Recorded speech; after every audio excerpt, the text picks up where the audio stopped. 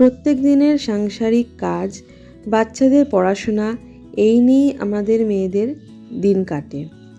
এইভাবেই আমরা সারাটা দিন কাটিয়ে ফেলি সংসারে কাজ করতে করতে আর বাচ্চাদের পড়াশোনার চাপ নিতে নিতে।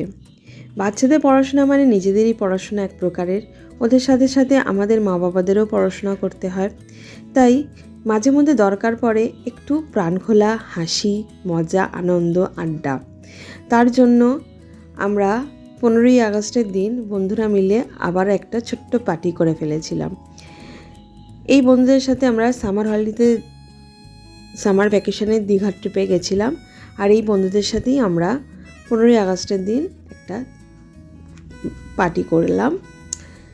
আমরা মায়েরা বাবারাও ছিলাম আর বাচ্চারাও ছিল। বাচ্চারা বেশ মজা আনন্দ করেছে। অনেক দিন ধরেই প্ল্যান করছিলাম একটা পার্টি করার জন্য, একটুখানি মজা আনন্দ দরকার আছে।